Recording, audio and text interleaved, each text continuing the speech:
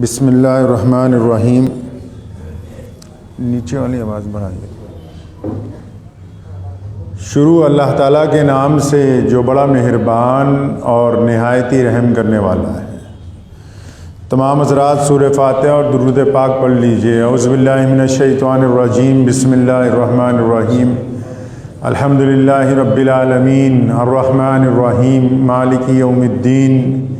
ایاک نعبد و ایاک نستعین. ایاک نعبد و ایاک نستعین.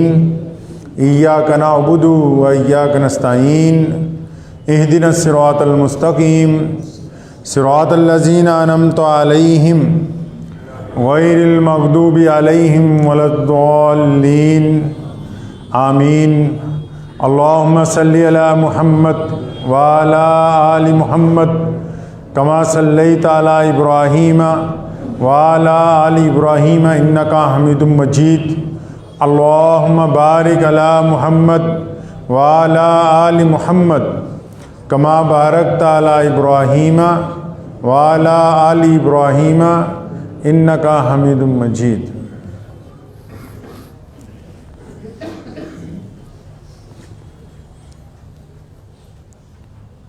مکہ مکرمہ میں ایک چوراہے پر ایک درخت ہے مضبوط سا،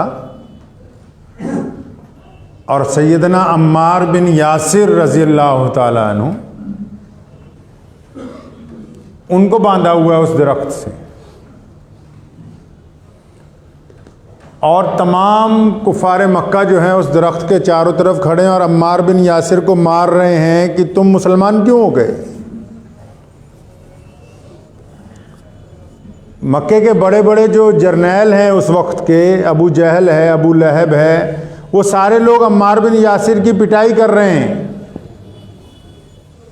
تو اتنی دیر میں وہاں سے امیہ گزرا. کون امیہ؟ جو سیدنا بلال رضی اللہ تعالیٰ عنہ کا مالک ہے. بلال ان کے غلام ہیں. اب بلال پیچھے پیچھے، امیہ آگے آگے، رواج کے مطابق کہ غلام پیچھے چلتے ہیں. اب جب وہ عمار بن یاسر کی پٹائی کرنے والوں نے امیہ کو دیکھا، امیہ بھی مکے کے بڑے سرداروں میں سے، چودھریوں میں سے ایک ہے، تو اس کو آواز ماری بھی یہاں ہو. تو اس نے دیکھا بھئی تماشا لگا ہوا ہے، پٹائی ہو رہی ہے. تو ابو جہل نے اسے کہا امیہ سے کہ میرے بھائی، میرے دوست، ہم اس کو پٹائی کر رہے ہیں، مان نہیں رہا. یہ جو تمہارا غلام ہے بلال، یہ طاقتور ہے، بہت لمبا چوڑا ہے، تو اس کو بولو کہ درہ لے کے اس کی پٹائی کرے، اس کی کھال ادھیڑے. اچھا، ابو جہل کو، عتبہ کو، ولید کو، امیہ کو نہیں پتا کہ بلال بھی مسلمان ہے. ان کو اس بات کا علم نہیں ہے. لیکن جو درخت کے ساتھ بندھے ہوئے ہیں سیدنا عمار بن یاسر رضی اللہ تعالیٰ عنہ، ان کو پتا ہے کہ بلال میرا ایمان والا بھائی ہے. اب جب ابو جہل نے یہ کہا تو امیہ نے اپنے غلام سیدنا بلال رضی اللہ تعالیٰ عنہ کو حکم دیا کہ بلال یہ درہ اٹھاؤ، عمار بن یاسر کی کھال ادھیڑ دو. تو سیدنا عمار بن یاسر رضی اللہ تعالیٰ عنہ فرماتے ہیں کہ میرے دل نے مجھے کہا کہ عمار، یہ بلال تجھے مارے گا نہیں، اور اگر یہ تجھے نہیں مارے گا تو یہ سب مل کے بلال کو ماریں گے. تو آخر سیدنا بلال رضی اللہ تعالیٰ عنہ جب آگے بڑھے تو عمار بن یاسر کے قدموں میں درہ گرا ہوا تھا. درہ اٹھانے کے لیے جب جھکے نا، تو سیدنا عمار بن یاسر نے دھیمی آواز میں کہا بلال میرے بھائی، اللہ کے واسطے مجھے 2-4 درے مار دو تاکہ تمہارا راز نہ کھل جائے. سیدنا بلال رضی اللہ تعالیٰ عنہ اٹھ کے کھڑے ہوئے، ایک نگاہ عمار بن یاسر رضی اللہ تعالیٰ عنہ کی طرف ڈالی، اور پھر درہ تیز تیز گھمانے لگے، اور پھر ابو جہل، عتبہ اور ولید کی طرف دیکھا، اور تیز درہ گھما کے بڑی طاقت کے ساتھ ابو جہل کی طرف پھینکا، اور فرمایا تو کی سمجھتا ہے یاسر کلہ ہے؟ میں بلال جو ہوں وہ یاسر کے ساتھ ہوں. بلال کے ساتھ، بلال یاسر کے ساتھ ہے، کیونکہ محمد رسول اللہ اللہ تعالیٰ کے رسول ہے. اس قصے کی تشریح نہیں کروں گا، جن کو نہ سمجھ آئے بات ان کو پھر سمجھانے کا کوئی فائدہ نہیں ہے. سیدنا حبیب بن زید رضی اللہ تعالیٰ عنہ چھابڑی میں کھجوریں بیچتے ہیں. تو ایک دن مسجد نبوی میں نماز پڑھ رہے ہیں، نماز پڑھ کے بیٹھے، رسول اللہ صلی اللہ علیہ وسلم نے فرمایا کون ہے جو مسلمہ کذاب کو میری چٹھی کا جواب دے کے آئے، اس کو ایک خط بھیجنا ہے میں نے۔ تو عمار بن سیدنا حبیب بن زید جو ہے نا منہ میں کھجوریں ہیں، ہڑبڑا کے اٹھے، فرمایا یا رسول اللہ میں جاؤں گا۔ کئی صحابہ اکرام ہنس پڑے، فرمایا بھلے آدمی یہ کھجوریں تو کھا لیتا، یہ بھی منہ میں سے گر رہی واپس۔ فرمایا نہیں، اگر اتنا انتظار کرتا تو میری جگہ کوئی اور بازی لے جاتا۔ اب وہ خط کس کا ہے؟ رسول اللہ صلی اللہ علیہ وسلم کا۔ خط میں کیا لکھا ہے؟ ایک شخص ہے جس نے نعوذ باللہ رسول اللہ صلی اللہ علیہ وسلم کے مقابلے میں نبوت کا اعلان کیا، اور اس نے صلی اللہ علیہ وسلم کو خط لکھنے کی گستاخی کی ہے کہ آپ مجھے بھی نبی مان لیں۔ آپ صلی اللہ علیہ وسلم نے اسے کذاب لکھا ہے۔ کذاب جھوٹے کو کہتے ہیں، بے ایمان کو کہتے ہیں۔ اور حبیب بن زید چھابڑی میں کھجورے بیچتا ہے، پھڑی لگاتا ہے حبیب بن زید رضی اللہ تعالیٰ عنہ۔ خط کی ذمہ داری مل گئی۔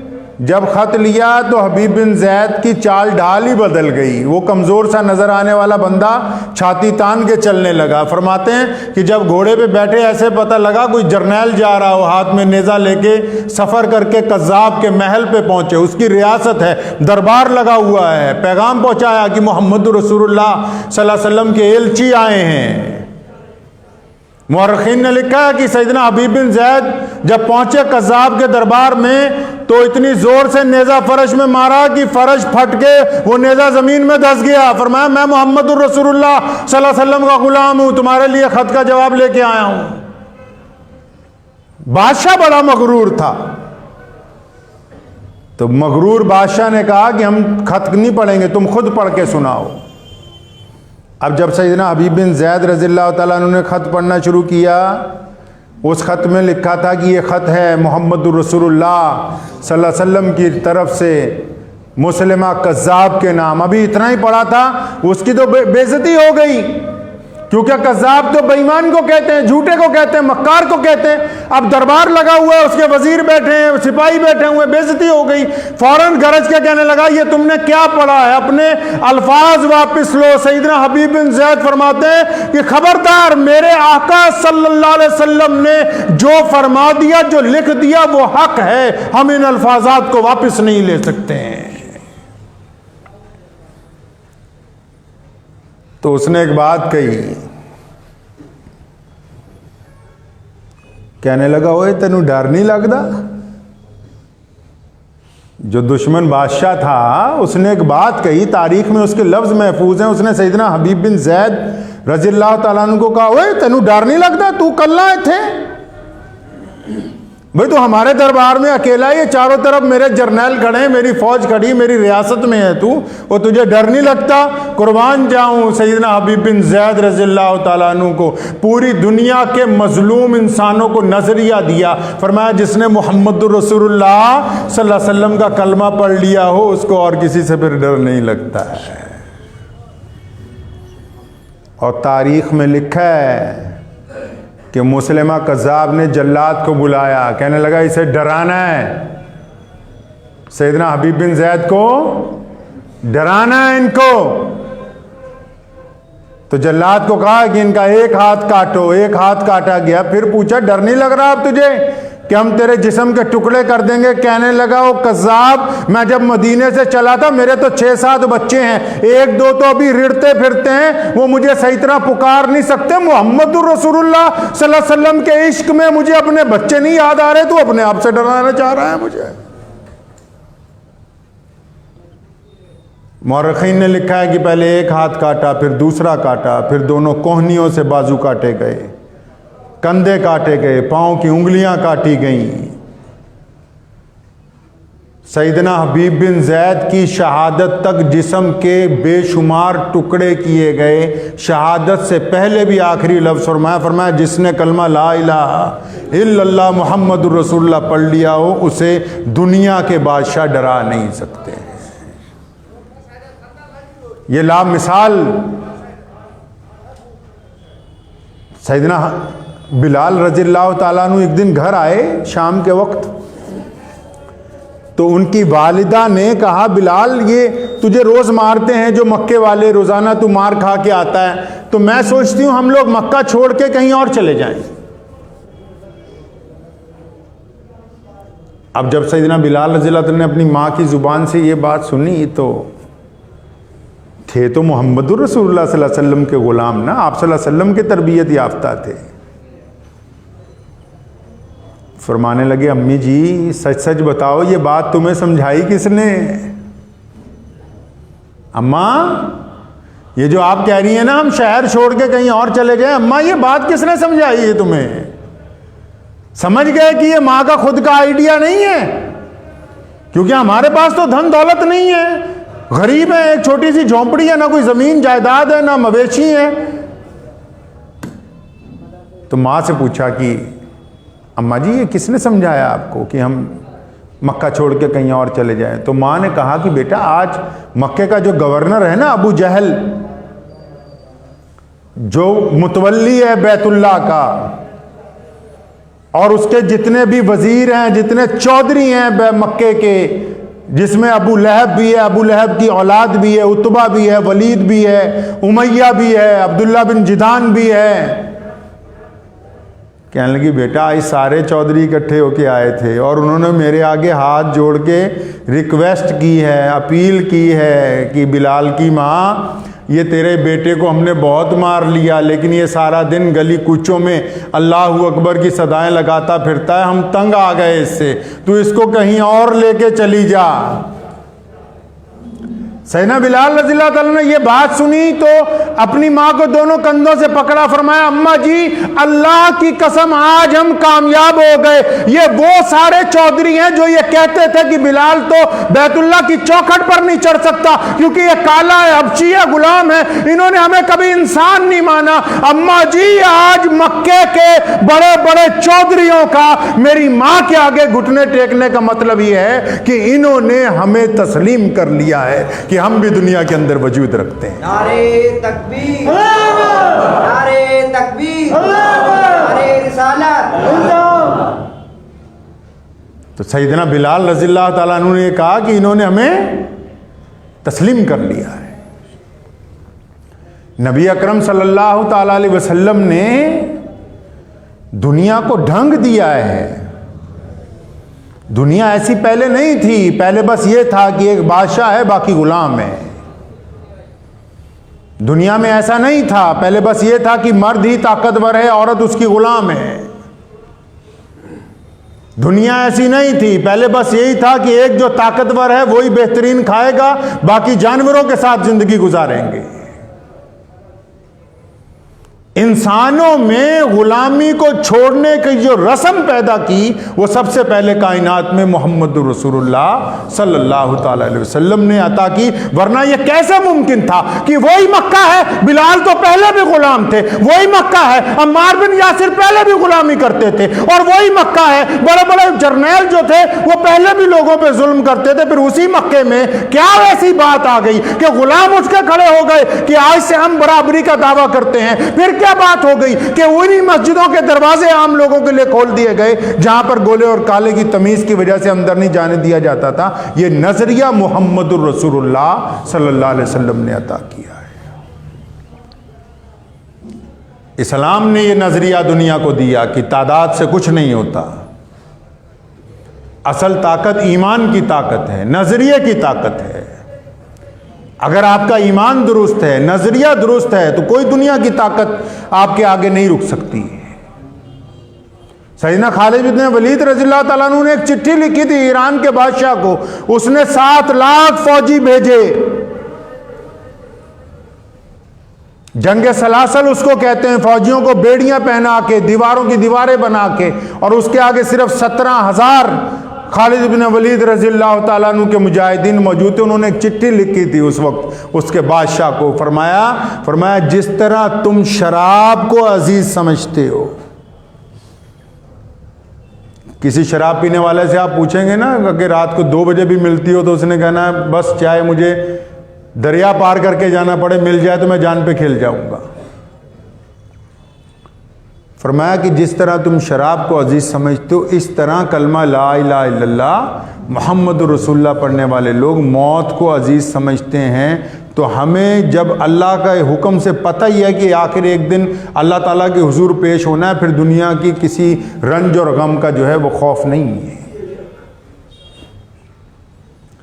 نظریہ جب تک درست ہے، پوری کائنات میں اسلام کیوں وجود میں آیا ہے؟ کیا وجہ ہے کہ پیارے نبی صلی اللہ علیہ وسلم صرف 1450 سال پہلے تشریف لاتے ہیں اور آج دنیا کے ہر رنگ اور نسل میں کلمہ لا الہ الا اللہ محمد رسول اللہ پڑھنے والے لوگ موجود ہیں؟ نظریہ جو ہے وہ انسانیت کی فلاح و بہبود کا ہے، نظریے میں ملاوٹ نہیں ہے، نظریے میں مصلحت نہیں ہے، وقت اور حالات کے اعتبار سے باتیں نہیں بدلتی، اور جن لوگوں کا نظریہ خراب ہو، وقت اور حالات کو دیکھ کے اپنا نظریہ بدل لیتے ہوں، ان کو عزت نہیں مل سکتی۔ اسلامی واقعات کی روشنی میں اس بات کو سمجھیں کہ اگر ہمارا نظریہ درست ہے، اگر آپ کا نظریہ اچھا ہے کہ ہم نے توحید میں ملاوٹ نہیں کرنی ہے، آپ کا نظریہ درست ہے کہ ہم اپنے گھر والوں کے ساتھ بے وفائی نہیں کریں گے۔ کئی لوگ گھر والوں سے بے ایمانی کرتے ہیں نا، بے ایمانی بندہ ایسے تھوڑی شروع کرتا ہے، جب اس کا نظریہ بگڑتا ہے تو ماں باپ جب پیسے دیتے ہیں پہلی ٹھگی ماں باپ سے مارتا ہے، چاہے وہ 10 روپے کی ہو چاہے 1000 روپے کی ہو، بھائی بہنوں کے معاملات میں خیانت کرنے کی کوشش کرتا ہے۔ جب نظریہ بگڑ جائے گا تو اسلام کی روح ختم ہو جائے گی۔ اسلام نے ان چلتے پھرتے جسموں کے اندر وہ احساس پیدا کیا جس نے یہ ہمیں سمجھا دیا کہ غلامی کیا ہے، آزادی کیا ہے، جس نے سمجھایا کہ دوسرے کا اکرام کس طریقے سے کرنا ہے۔ یمن کے بادشاہ نے صحابہ کرام سے پہلے پوچھا جاتا ہی کہ تمہارا نظریہ کیا ہے عورتوں کے بارے میں؟ فرمایا ہمارے رسول کریم صلی اللہ علیہ وسلم نے حکم دیا ہے کہ بیٹی جو ہے اللہ کی رحمت ہے۔ بادشاہ اپنے تخت سے اٹھ کے کھڑا ہو گیا تھا، کیا دنیا میں کوئی ایسا مذہب بھی آ گیا جو اب یہ کہتا ہے کہ بیٹی اللہ کی رحمت ہے؟ ابھی ایک قانون پاس ہوا ہمارے ملک میں 10-15 سال پہلے، اس میں کہا گیا کہ بیٹی کو جائیداد میں حصے دار بنا دیا، اور محمد رسول اللہ صلی اللہ علیہ وسلم نے جس دن اسلام کی بنیاد رکھی اسی دن کہہ دیا کہ بیٹی جو ہے باپ کی وراثت کے اندر حصے دار ہے۔ اگر آپ کا نظریہ اب بھی درست نہیں، آج بڑے بڑے لوگ نظریے کی وجہ سے پیچھے رہ گئے۔ حالات اگر آپ کو یہ تربیت دیتے ہیں کہ آپ اپنوں سے بے ایمانی کر لیں، آپ اپنوں کا ساتھ چھوڑ دیں، تو پھر ابھی ایمان کامل نہیں ہوا۔ عمار بن یاسر کو جب مار پڑ رہی تھی، سیدنا بلال رضی اللہ تعالیٰ عنہ اگر اپنی کھال بچانے کے لیے ان کی پٹائی کرتے تو آج میں اور آپ اس مسجد میں نہ بیٹھے ہوتے، یہ در و دیوار وجود میں نہ آتی۔ انہوں نے نظریہ قائم کیا کہ محمد رسول اللہ کا حکم ہے کہ طاقت سامنے کیسی کیوں نہ ہو، مسلمان اپنے نظریے سے انحراف نہیں کر سکتا۔ یہ ان کا نظریہ ہے کہ آج پوری دنیا کے اندر کلمہ لا الہ الا اللہ محمد رسول اللہ پڑھ رہے ہیں لوگ۔ اس لیے یاد رکھیں، وہ لوگ بہت سارے لوگ ایسے ہیں، میں طنز نہیں کسی پہ کرنا چاہتا، تو میں ابھی دہلی گیا، میری خالہ کا انتقال ہو گیا تھا، ان کے جنازے میں جمعے کا دن تھا، تو جس مسجد میں جمعے کی نماز پڑھی تو ان کے امام صاحب زکوٰۃ کے اوپر تقریر کر رہے تھے، زکوٰۃ کے فضائل بتا رہے تھے لوگوں کو۔ جب لاکھوں لوگ، لاکھوں کسان بیٹھے ہوئے ہوں اپنا گھر بار چھوڑ کے، اور حضور اکرم صلی اللہ علیہ وسلم کا نائب کہلانے والا بندہ ان مظلوموں کو نظر انداز کر کے کوئی اور بات کر رہا ہو، تو اس کا مطلب یہ ابھی مسلمان نہیں ہوئے۔ حالات سے کیسے انحراف کیا جا سکتا ہے؟ اسلام نے تمام حالات کے مطابق انسانوں کی رہنمائی کی ہے۔ حالات کے مطابق حضور اکرم صلی اللہ تعالیٰ علیہ وسلم جو ہیں میدان جنگ میں بھی اترے ہیں، حالات کے مطابق حضور اکرم صلی اللہ علیہ وسلم غریبوں اور مسکینوں کی مدد کرنے کے لیے اترے۔ یہ کیسے ممکن ہو سکتا ہے کہ آپ کے ہمسائے پریشان ہو، آپ کا کوئی پڑوسی پریشان ہو، آپ کا کوئی بھائی پریشان ہو، اور آپ کہیں کہ میں اطمینان سے رات کو تہجد کی نماز پڑھتا ہوں؟ تو یہ ممکن کیسے ہے کہ ایک بندے کے ہمسائے، چاہے وہ ہندو ہو، سکھ ہو، دلت ہو، عیسائی ہو، یہ کیوں کر ممکن ہے کہ ایک بندہ کلمہ لا الہ الا اللہ محمد رسول اللہ پڑھتا ہو اور اس کا پڑوسی پریشان ہو، اور وہ پڑوسی کا ساتھ نہ دیکھ کر سمجھے کہ میں مسجد میں جاؤں گا تو ایسے بندے کا مسجد میں آنے کا کوئی فائدہ نہیں ہے۔ اسلام نے یہی تو بات پیدا کی دنیا میں. آج وہ لوگ جو بھی لوگ پوری دنیا میں اگر ممبر پر بیٹھے ہیں اور وہ حالات کے مطابق اپنی قوم کی رہنمائی نہیں کر رہے, حالات کے مطابق لوگوں کو بات نہیں بتا رہے, تو اس کا مطلب وہ بے ایمانی کر رہے ہیں حضور اکرم صلی اللہ علیہ وسلم کے دین کے ساتھ. یہ کیسے ہو سکتا ہے کہ ایک مریض ڈاکٹر کے پاس جائے, وہ کہے کہ مجھے تیز بخار چڑھاؤ, ڈاکٹر کہے کہ نہیں تمہیں بخار نہیں ہے, ہم تو پیٹ درد کی تمہیں دوائی دیں گے. یہ ممکن ہے؟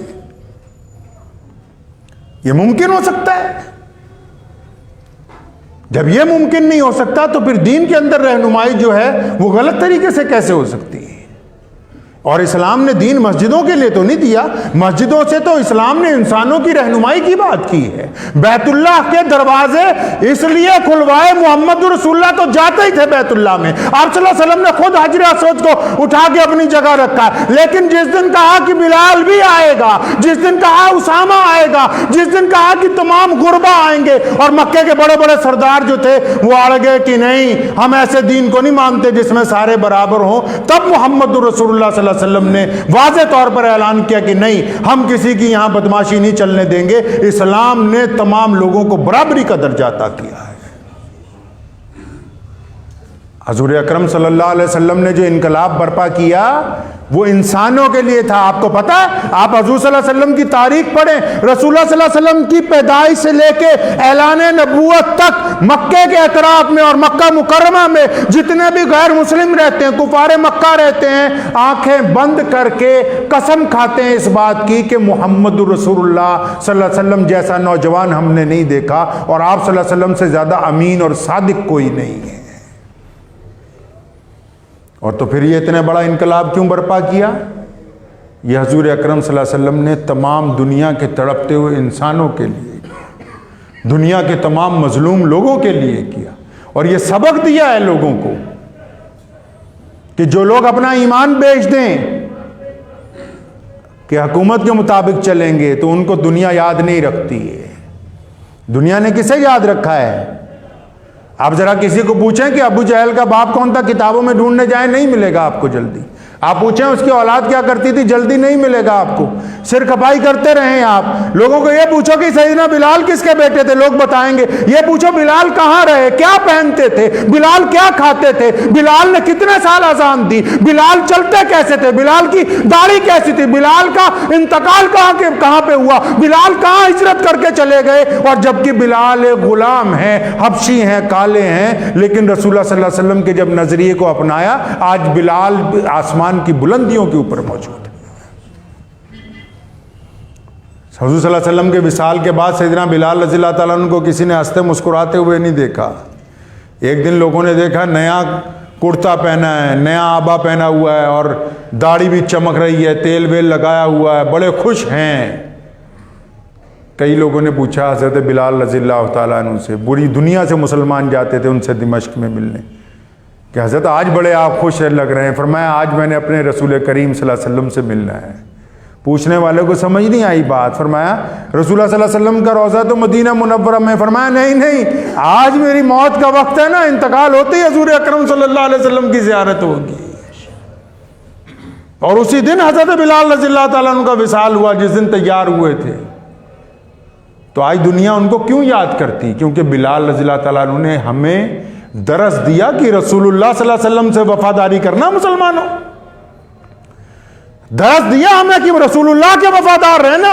جو رسول اللہ صلی اللہ علیہ وسلم کا وفادار نہیں ہے وہ اسلام سے اس کا کوئی تعلق نہیں. اگر کوئی بددیانت مولوی, اگر کوئی سرکاری مولوی آج کھڑا ہو کے حضور صلی اللہ علیہ وسلم کے طریقے پر ان کسانوں کا ساتھ نہیں دیتا, ان غریبوں کے ساتھ کھڑا نہیں ہوتا, حق اور سچ کی آواز نہیں اٹھاتا, تو وہ رسول اللہ صلی اللہ علیہ وسلم کا وفادار نہیں ہے.